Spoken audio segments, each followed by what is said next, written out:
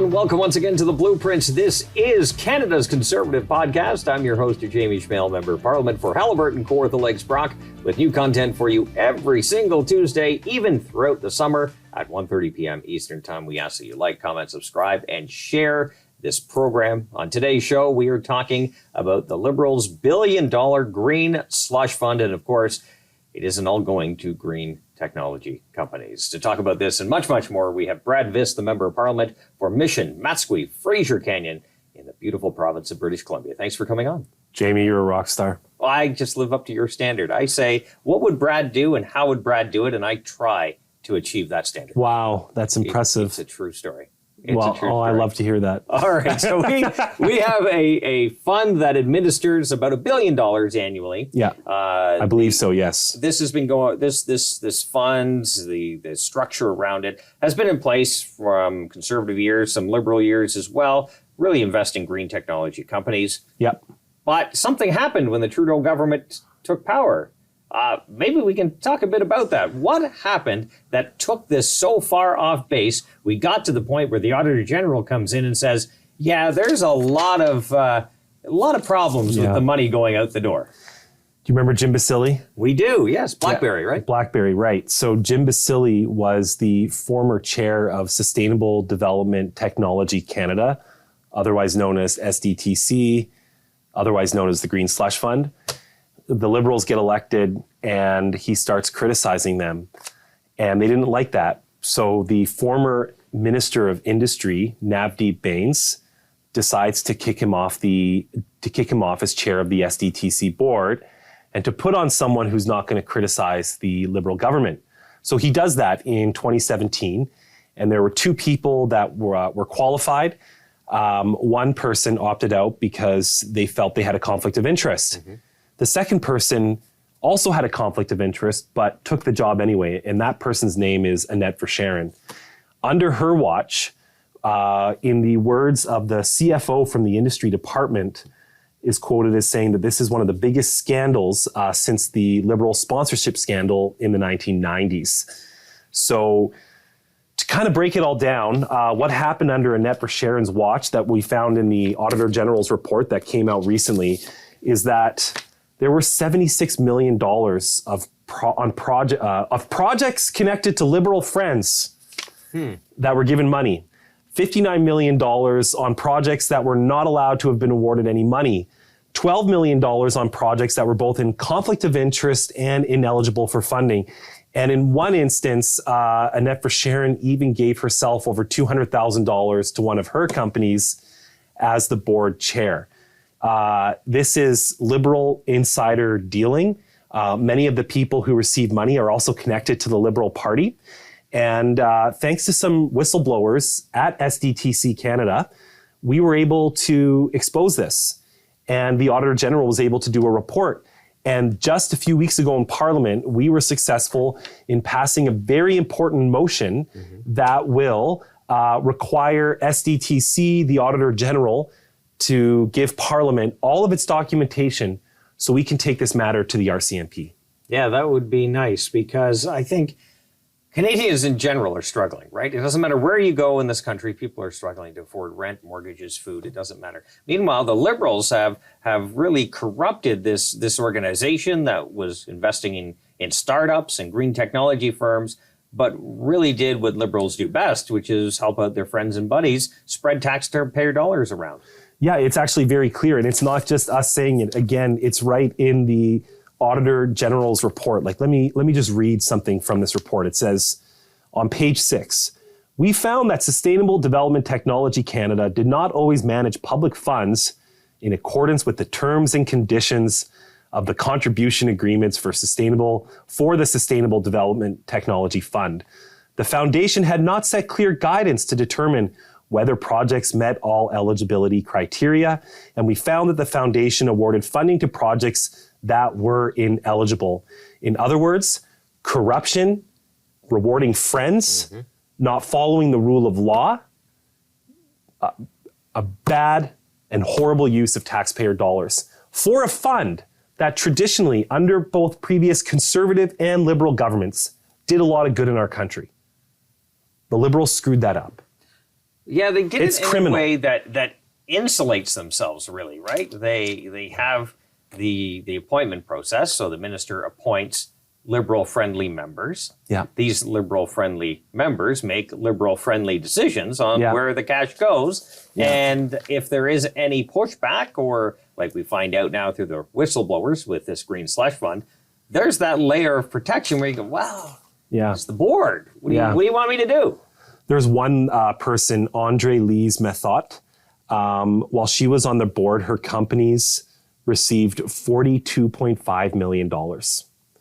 Well, let's go through the list. Let's queue up cut one. We have Rick Perkins, Yeah. a colleague on the Yeah. Industry Committee, questioning the former Minister of Industry, Navdeep Bains, who appointed many of these people. He kind of has a laundry list of who kind of got a bit of extra money here. Yeah, and before we go to the clip, let's just, Rick Perkins deserves some kudos here. It takes a lot of extra effort for a single member of parliament to really dig into these matters, to really find out what happened. Canada owes Rick a lot of gratitude. He's basically like an investigator on top of his regular job as an MP. This guy is doing God's work in parliament, in my opinion. Yeah, he's a fantastic individual too. Yeah. Let's play cut one. Why are you obfuscating about a conflicted director who ended up running a corrupt board that resulted in over $76 million of taxpayer money being taken from the taxpayers and voted to their own companies? As I've said, there was a very clear process in terms of selecting the individual. It was a very open and fair and transparent process. It's fair if you're a Liberal. You recommended her to the Governor and Council. I would ask you, were you aware that Andre Lise Methot, who you also put on the board, voted for $42 million to her companies?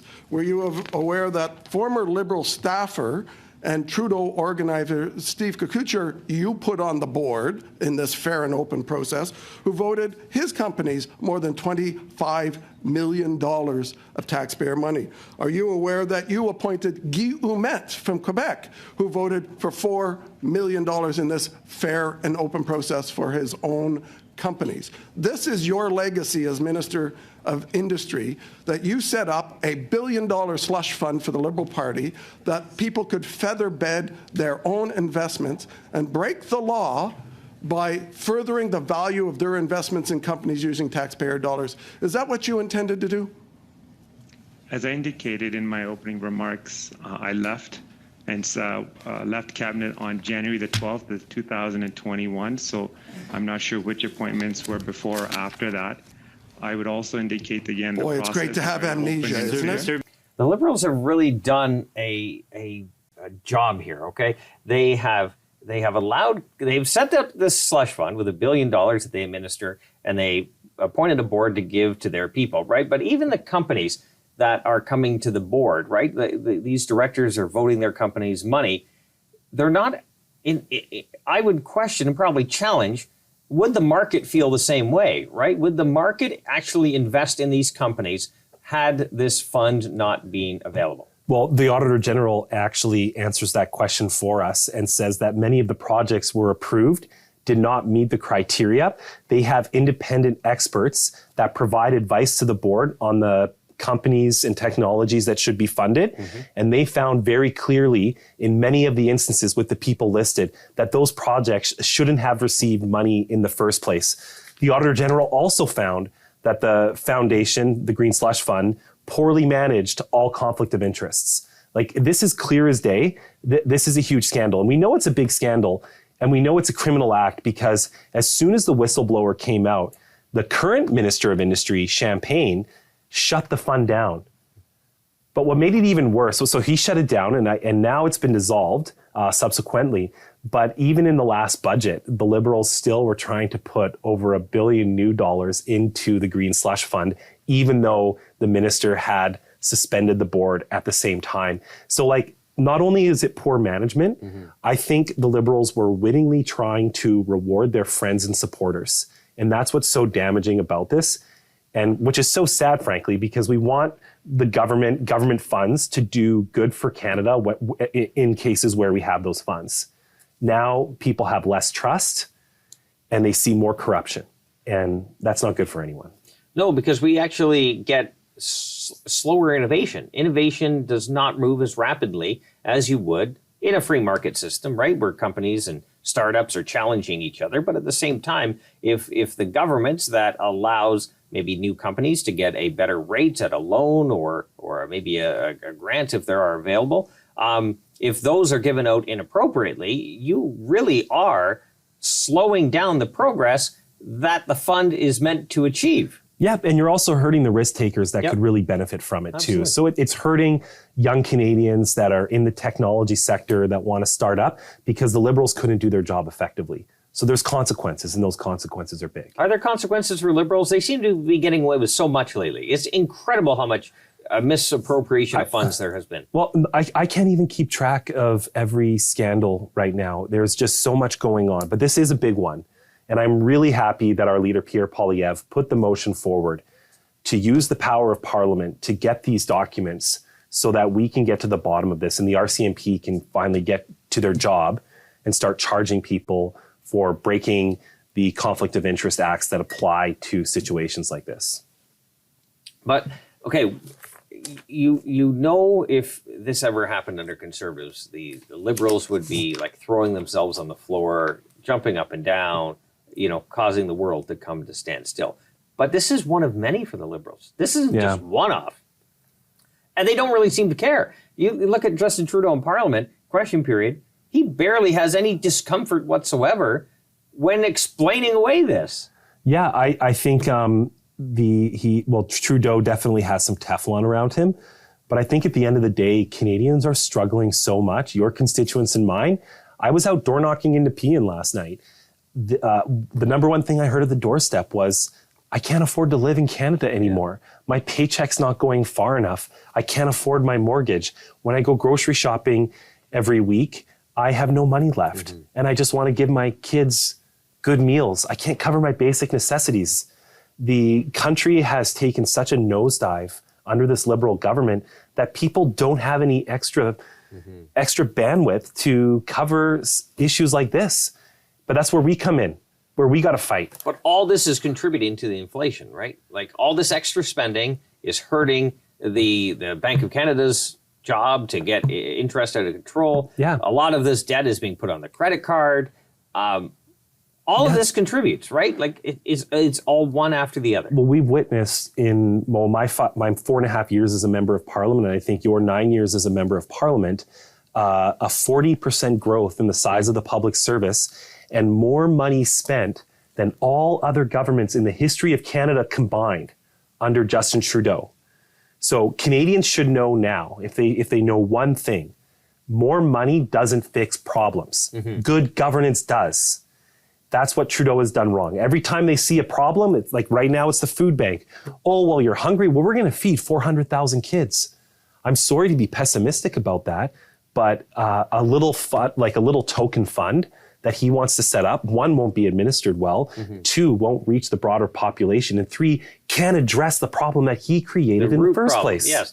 And the root problem is that he screwed up our economy. Yes. And that everything is off balance right now.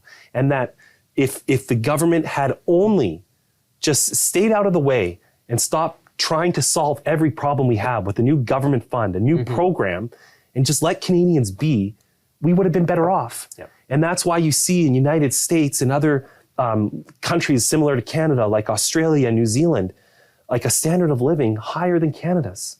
Our standard of living hasn't dropped this quickly in 40 years. And it's because the government got involved in every little thing it could. And it's stifled our ability to build things here. Yeah. So right now in America, even under a Biden presidency, government doesn't play as big of a role. But people are making more money and they have more freedom and they're living a higher quality of life than we do. I think Ontario, the most significant most significant province in Canada in terms of economics and GDP, has a similar GDP per capita to some of the poorest states in America now. So whereas America's standard of living is just going up, ours is going down at an alarming rate, and people are feeling it. Like we're both fathers. Where we live, our children might not be able to live because they won't be able to afford a home in those neighborhoods, and that the jobs available won't be able to give them the quality of life that we enjoy. And it's whole not generation it's a like whole that. generation like that. Yeah. And that's weighing on the minds of parents across Canada. And that's what we have to do our very best to try and fix. So how are we going to address this? I know we laid out a little bit of a plan. Well, obviously, I don't want you to give away all the secrets because we are prepping for an election whenever that does come. But I think it's, axing the tax we start with. Axe the tax, fix the budget, build the homes, stop the crime. I think that's Did I get it in the right order? You did not, but that's okay. What's the right order? It's axe the tax, build the homes, fix the budget, stop the crime. There you go. All right, we'll still give you a passing grade. All right, we're pretty much out of time, Brad. As you know, the guests get the last word. I do appreciate you coming on the show, but the floor is yours. Well, I'll just say we've got to get to the bottom of this. We have a clear report from the Auditor General. The Liberals are corrupt, and the Auditor General told us so. We got to work on that, and we got to get to the bottom of how taxpayer dollars were used in a criminal manner to benefit Liberal friends. It's not acceptable in their Canada. It's not acceptable in my Canada, and we got to make sure that Parliament gets the right documents, and we can bring this forward to the RCMP. You know what? I really appreciate the job you, Rick Perkins, and other members on that committee are doing, really digging into this. Because if it wasn't for your work, and of course the brave work of the whistleblowers, none of this would be on the table. And of course the Auditor General picked it up from there. So things are turning. You're getting to the bottom of that, and we really do appreciate it. Thank you, Jamie. Thank you. Brad Vis, Member of Parliament for Mission Matsqui, Fraser Canyon, the beautiful province of British Columbia. We thank him for his time. We thank you for yours. Don't forget to like, comment, subscribe, and share this program because we'll have new content for you all throughout the summer. 1:30 p.m. Eastern Time every single Tuesday. Until next week, remember, low taxes, less government, more freedom. That's the blueprint.